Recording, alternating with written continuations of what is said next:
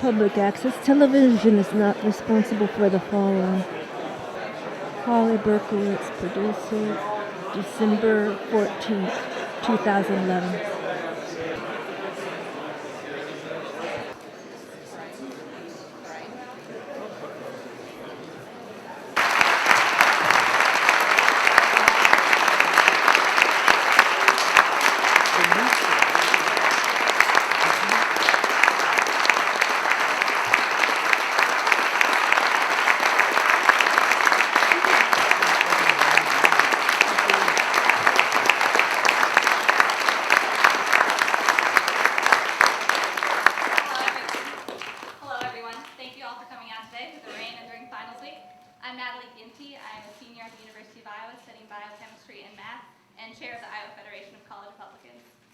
The most important election of our lifetime is now less than a year away. We have seen the consequences of electing politicians who lack experience and leadership. To return America back to prosperity, we need a leader who has experience implementing bold solutions. We need a leader who has shown they know how to create jobs. That leader is Newt Gingrich. Under Gingrich's leadership as Speaker, Congress passed the first balanced budget in a generation. In 4 years, Gingrich oversaw the creation of a stable economic environment that created 11 million jobs, while reforming welfare programs, restoring funding to strengthen our defense capabilities, expanding NIH research programs, and repaying over $400 billion to the federal debt. Time magazine may have said it best. Leaders make things possible. Exceptional leaders make them inevitable. Newt Gingrich belongs in the category of the exceptional. I'm extremely privileged to introduce to all of you the former Speaker of the House, Newt Gingrich.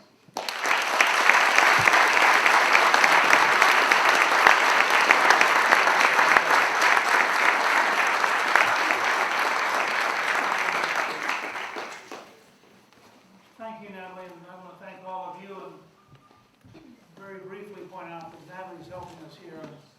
She would be delighted to talk with any of you later on about helping as we come up to the caucus. I want to start by drawing two distinctions. First, I know... Mic check! Mic check! Mic check! Mr. Gingrich, we are here to protest your speech today. Mr. Gingrich, we are here to protest your speech today. We object to your callous and arrogant attitude towards poverty and poor people. Because we object to your callous and arrogant attitude towards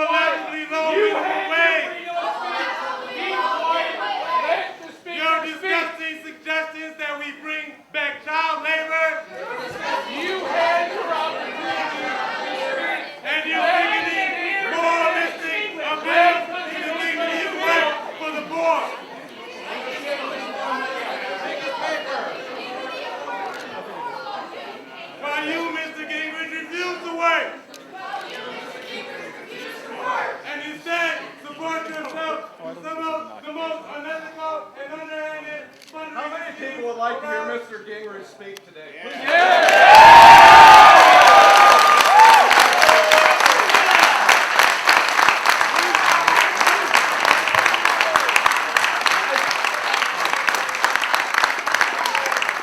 think that's the majority of the people here.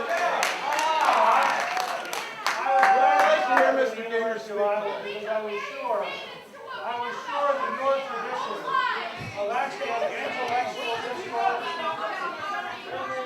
are outraged. We are devastated. And our anger is such that we almost forgot to mention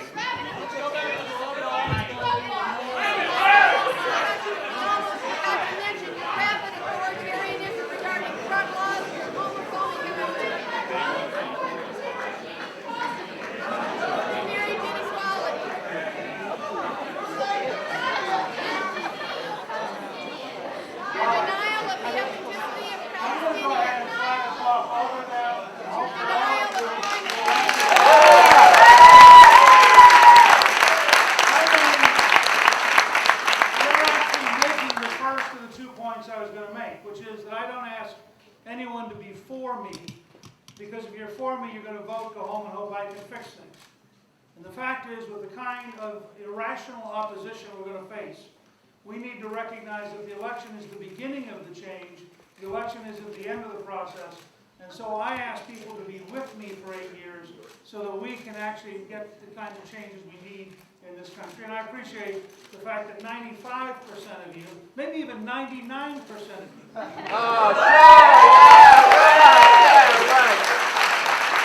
to actually have an intelligent discussion. Not a And I'm fat gonna- chance. And I'm not going to be drowned out by the 1% who try to oppose their will by making noise. So, in that framework, I really wanted to come here today to make a different kind of speech, to try to establish a very new and different area of political discussion. Because I've been very struck that we keep trying to solve the entitlement problems and the healthcare problem without looking at the underlying drivers of those costs. And so what I want to come today and talk about, which I think this may be the first time any presidential candidate has ever talked about brain science, but it is an area that's really, really important. I'm going to explain why for a couple minutes, and then I will be glad to take questions, because I believe in participation, even if sometimes it's by people who are around it. It's part of the nature of freedom. So let me talk briefly about brain science. For 3 years, I co-chaired an Alzheimer's working group with former Democratic Senator Bob Kerrey in Nebraska. And as we got more and more involved, I was fascinated with the scale of the challenges we have in patterns that come out of the brain, whether it's Alzheimer's, Parkinson's, autism, mental health, brain injuries, side effects from concussions. When you look at all the different effects that come from your brain, it turns out that it is a major driver of what we call the budget. So when people are talking about how are you going to fix the budget over the next 20 or 30 years, and then they don't actually look at what's really driving the cost. A major factor is that we are living longer, which is good, but has budgetary implications. And when we live longer, by the time you're 85, almost 1 out of 2 Americans will have some form of dementia. Almost half. So the longer we live, the more likely we are for Alzheimer's to be a major factor. Although, as you know, there are folks who get it at much early age. There's an early onset Alzheimer's, which affects, for example, the most successful women's basketball coach at 59 years of age. So as I look more and more at this, it occurred to me that the model for how we should think about the next 20 to 30 years is actually the iron lung. Now, in 1950, there were 60,000 Americans who got polio. And the iron lung was a device that had been developed to try to help people breathe, to help them survive polio. And if you had done a linear projection from 1960 to today and said, how many iron lungs will you need, and how much will it cost the federal government, you'd have come up with a number that is fairly big. In fact, today we need 0. Because in the early 1950s, Jonas Salk discovered a polio vaccine. And the speed of development back then was amazing. The first year, he tested his own family to prove safety. The second year, there were 1,400,000 American volunteers. The third year, the whole country got inoculated. I mean, it's an astonishing. Today, with the current Food and Drug Administration rules, that would be a 20-year process and probably cost $1 billion. They did it in 3 years. The result was polio became something that almost disappeared. It was a major fear. Franklin Delano Roosevelt spent his entire White House experience in a wheelchair. And there was a major concern of people. So now you come and you look at brain science. This is probably not a good sign. This was not people trying to cause trouble. This was well-meaning people backing up against the wall.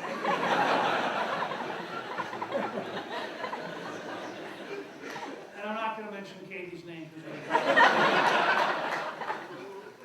So, I want to now talk to you a little bit about brain science. I start with 2 propositions. One is that you're going to get 4 to 7 times as much new science in the next 25 years as we got in the last 25. And the reasons are pretty straightforward. There are more scientists alive today than in all of previous human history. Every year they get better computers and better lab instruments. They're connected by email and cell phone, so the information flow is just dramatically faster. And then they're connected by venture capital and licensing and royalties, so they can move something from the laboratory to the marketplace faster than ever before in history. All those things mean that there's going to be a tremendous explosion of new knowledge in your lifetime, which, if we develop our policies to maximize that, allows Americans to have a better environment, a better economy, better national defense, a better way of life, and better health outcomes. Now, I think the brain will actually turn out to be the area that has the most growth. And there are two basic reasons. The first is that the instruments for looking at the brain and studying the brain are relatively recent. So compared to what we know about the rest of your body, we're really at the beginning stages of understanding what a living brain is like. It's compounded by the fact that your brain is really complicated. There are about as many synapses in your brain as there are stars in the known universe. So the two largest users of mathematics and computation are astrophysicists and brain scientists. And in a meeting we had about 6 months ago with a group of brain scientists, our estimate was that you need 2 full cycles of evolution in computing to get enough computing power and enough computing speed to cope with the volume of data we're going to get in brain science.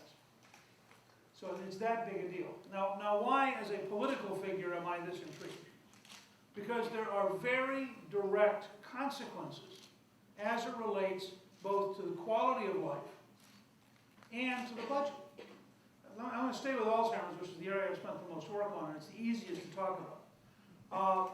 Right now, we have about 5.5 million families dealing with Alzheimer's.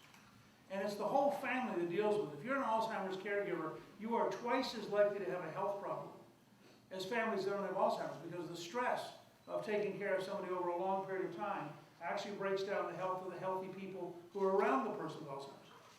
So you have 5.5 million people with Alzheimer's, you have all their families connected, and the number's growing annually. So that because as we get older, there are more and more of us who are susceptible.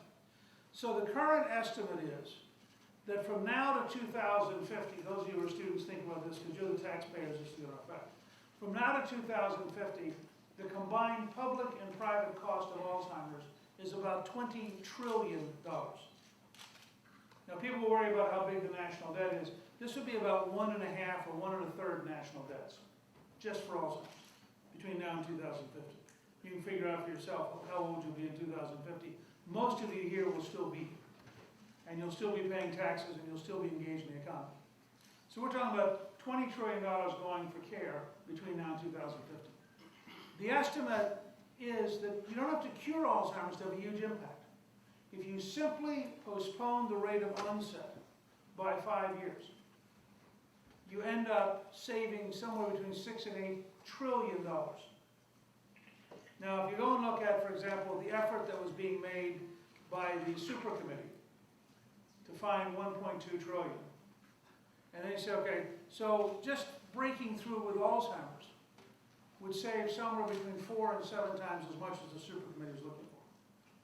But the thing that makes it fascinating is, in order to get the knowledge you need to make the breakthroughs with Alzheimer's, you're going to learn enough about the brain that you're also going to have an effect on autism, and on Parkinson's, and on brain concussions, and on mental health, and on a whole range of areas. And when you add up all those different areas, you're now talking about a longer life with greater independence at lower cost. And if the United States develops those capabilities, you're talking about a huge export market.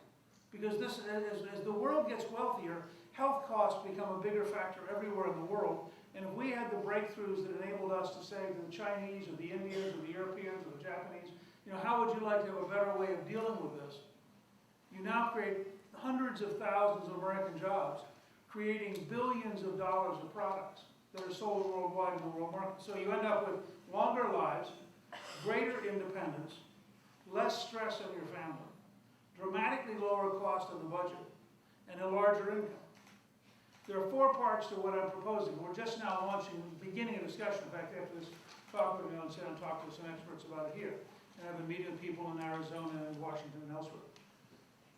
Essentially 4 parts. Part one is to develop a public-private effort on brain science research designed to maximize the speed with which we thoroughly understand the brain. Modeled to some extent on the Apollo project and on the Human Genome Project, and designed to really maximize the rate of developing new knowledge. Part two is to modernize the Food and Drug Administration so that we actually have the Food and Drug Administration understanding science in the laboratory and accelerating it getting to the patient rather than inhibiting it getting to the patient. That plays an enormous role because if we don't find a way to fix the Food and Drug Administration, virtually all of our scientific breakthroughs will in fact be developed outside the United States because it is so much easier to bring them to market outside the U.S. The third thing that I have as part of my general economic plan is zero capital gains tax. And the reason is you want a tremendous inducement for hundreds of billions of dollars of capital to come into the U.S. And part of the goal is to produce 50 to 70 Steve Jobs and Bill Gates in biology. So you have people with new breakthrough ideas. Remember, if you're back talking in 1960, the scale to which we now have computing power would have seemed absurd. IBM's original estimate in 1954, Tom Watson thought they would sell 4 computers. Now, think about how far off that was, okay? And if you look at, how many of you have an iPhone? Okay. You have the equivalent, I think, of about a 2003 laptop in terms of computing power. You know, and so think about the rate, if you take an overlay of the development of computation and wireless capabilities since 1960, and then you had a parallel overlay with health, with biology and with brain science, you get a similar kind of explosion of new capabilities, new things, new solutions, new products in a way that will be extraordinary. Finally, I believe that we have to also look at the use of modern technology and building models of caretaking so that we use everything we're learning, frankly, everything the Japanese are learning. The Japanese have invested very heavily in robotics for healthcare because they refuse to allow people in their country to do the work that in this country is often done by people who come here. And as a result, the Japanese have a huge labor shortage for labor-intensive industries. And so they're really trying to figure out, and I'll give you one example that came up in our Alzheimer's working group, which is if you're the spouse and your husband gets Alzheimer's and you get to a point where you have to help him get in and out of bed, as a general principle, the spouse suddenly is in danger of hurting her back trying to help him. Now there are ways to make that dramatically different, and there are ways to use new technology so that you could have, in effect, an intelligent home that actually helped take care of somebody in a way that was both less expensive and was far more convenient and had fewer health problems for the people who are the caregivers. And so those are the 4 zones I want to work in, and I'm looking forward to a meeting with the experts here in a little while to talk about how we go forward. But in the interim, just to come back so you understand why this campaign has been so different. This is a very big idea in an area that I don't know if any political leader is willing to tackle, that would lead to a dramatic explosion of new science, that would lead directly to a better quality outcome for health, which would lower the cost of health care, which would help solve our long-term budget problems, and would create a huge new zone of growing American jobs. But it requires having a conversation in an area that people just aren't used to talking about politically. And so that's typical of what I want to try to do with this campaign, is to lay out a series of breakthroughs, each of which moves us into the future, so that when you graduate from college, you're more likely to have a job, and a job that rises in value, and a job that's competitive in the world market, and a job doing something that's both interesting and is very dynamic. And that's sort of the heart of what this campaign's about. So I'd like to, if it's all right, I'm just going to toss it open, and I guess you can just, if you yell, we'll try to. Yes, sir. With all due respect to yourself and the people who have Alzheimer's, why are you dealing with small potatoes? The most significant issue in the country from a health perspective right now is the lack of physical activity and obesity. And it affects more than 2/3 of the people in the country and more than 30 diseases. Why not take your solutions for the exact reasons you offer and apply them to the problems of obesity and lack of physical activity? Well, look, I am in favor of us maximizing physical activity and maximizing good diets. And I had a student the other night who asked me whether, this was in Windham, New Hampshire. He was a 9th grader who asked me if I thought it was really appropriate for Congress to pass a directive that pizza's a vegetable. And I suggested that it probably wasn't, actually. So I agree with you on both nutrition and on diet. And at the Center for Health Transformation, we had a fairly substantial project on diabetes and on avoiding diabetes by having the right diet and the right exercise. So I'm in agreement with you on that particular zone, but that doesn't preclude me from also talking about this. We can agree that both of them are important areas. Well, why don't you invest the money in the disease that has a more powerful effect on? I actually don't think obesity is a problem of money. Obesity is a problem of culture. And obesity is a problem of getting people to get up and literally, obesity is a problem of getting people to eat less junk food and to walk more. And those two things change things. Huh? Why can't we do that? Well, we can. I actually recommend to you that there's a company in Green Bay, Wisconsin, which has done a very, very good job with its own employees of getting them and their families to be dramatically healthier by incentivizing good health.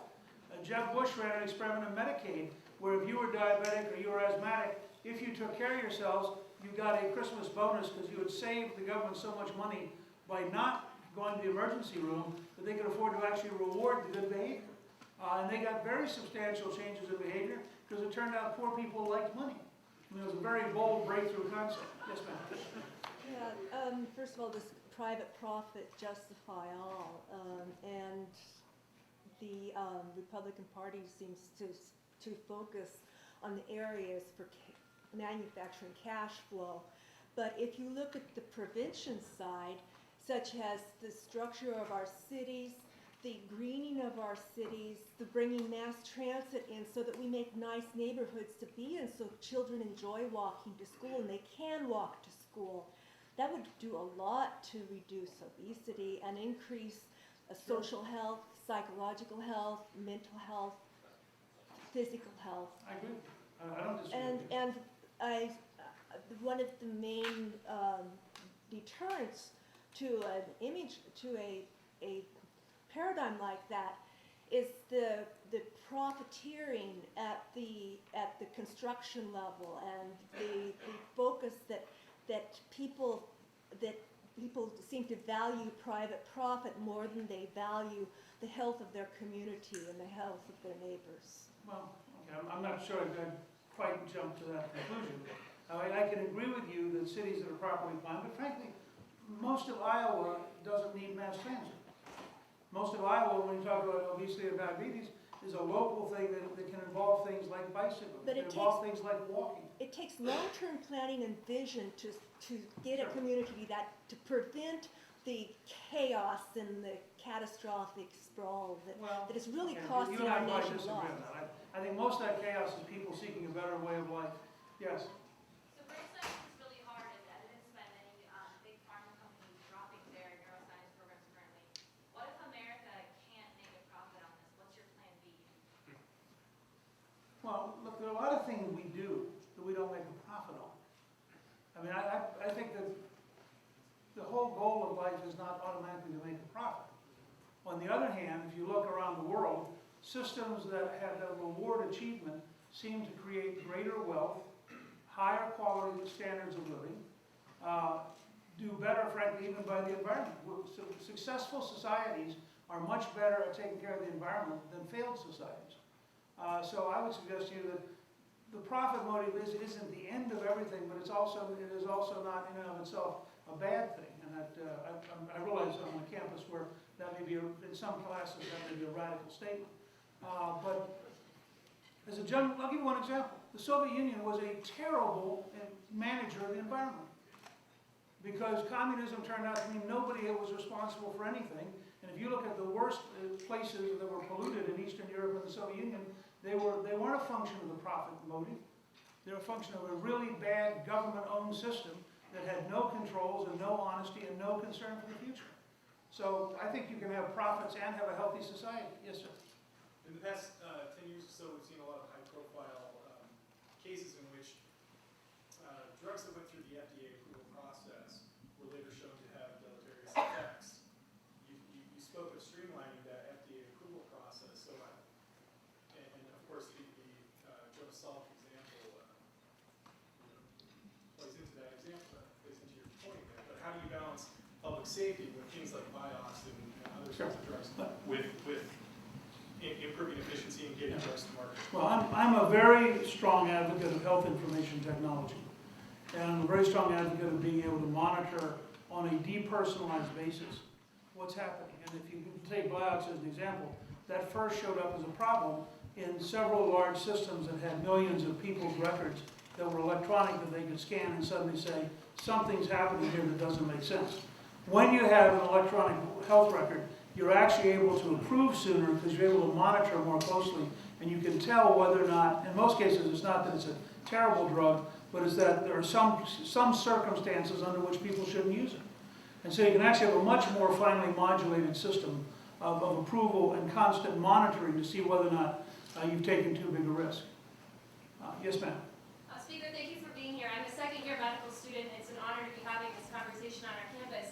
As a future physician, and also in a time of budget deficit, I'm curious what you can do to make sure that these research proposals and this funding, we have physicians that are available to implement the cures that we might come up with. I'm particularly concerned with graduate medical education cuts in funding that might occur, as well as as an Iowan. What would be your thoughts on physician retention and ensuring that there are physicians in rural states like Iowa and across the country to be able to implement these cures that might be created? Yeah, well, first of all, I think we should expand the programs that in effect reward you by helping pay off your student loans if you have them.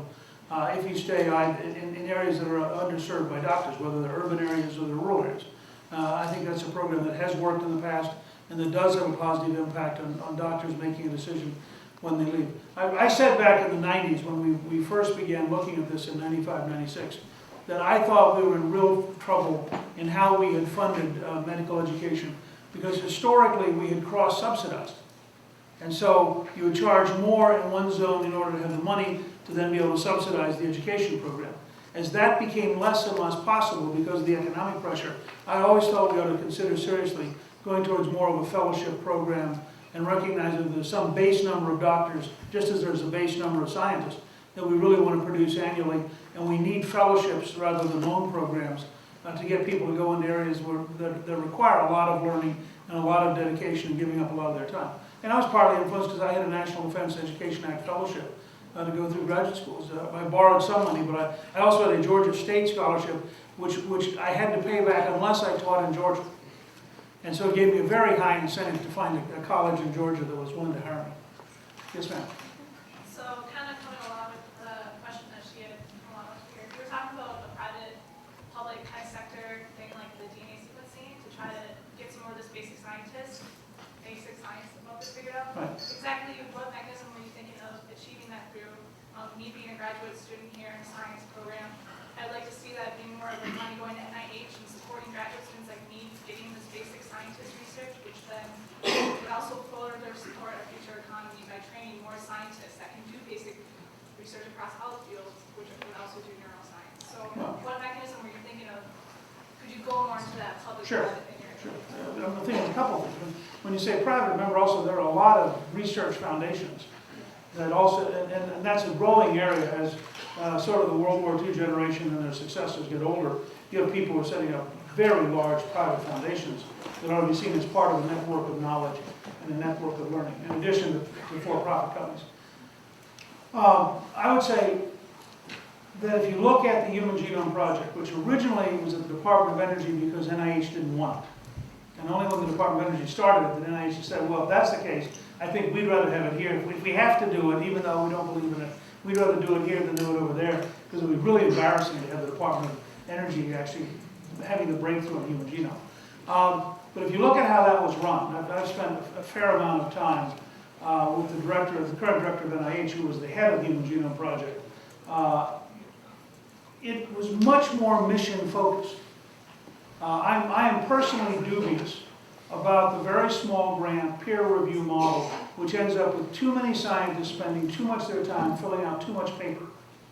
And I'd much rather see long-term grants for 3 to 5 to 8 years and centers of excellence and an ability that you would know that you were part of a long-term project to achieve a major breakthrough, which worked historically. If you go back and look at the Apollo project, we had a clear mission focus. We knew what we were trying to do, trying to get to the moon. The Human Genome Project had a similar kind of mission focus. And if you looked at what ARPA, and then later it was called DARPA, the Defense Advanced Research Projects Agency, did in the development of modern computing, I mean, they had a multi-year investment process that without the government investment in research, you wouldn't have the laptop, you wouldn't have the home computer, you wouldn't have the internet, you wouldn't have much of what we think of as the human interface. All that stuff came because a handful of people, Lick Later at MIT is one of them, came to Washington and spent years funding research and development around the country in a very methodical way. I mean, really trying to figure out, what's the next piece that's missing. And I'd like to see that kind of mission-oriented goal with a very specific goal. We want to maximize the rate at which we learn the totality of what we need to know about the human brain to affect all the manifestations, some positive. Can we get much better learning theory? Some very important to life. Can we solve depression, bipolar disease? My mother had bipolar disease late in her life. Can we deal with schizophrenia? The number of things we'll learn by learning about the brain will absolutely pay for itself, probably by 1,000 to 1 or better, in terms of literally cost to the government, because these are very large drivers of cost to the U.S. government. 1 or 2 more, I think, and then they're going to yell at me. We're almost out of time, Mr. Speaker. Okay, Do one more. Yes, sir. You talk about money not being everything, but you have taken plenty of shortcuts to get your millions publishing your books and marketing them. And it seems like you have a PhD in cheating on your wife. So are you still biblically qualified to be a candidate? Other than personal hostility, which is understandable but not part of the academic experience. How would you know anything about how I published and sold books? I went to commercial publishers. They were in bookstores. People here who liked them could buy them. People here who don't like them didn't have to buy them. It was called freedom. The fact that I happen to write books people like may bother you, but it doesn't mean that the books were wrong or that people aren't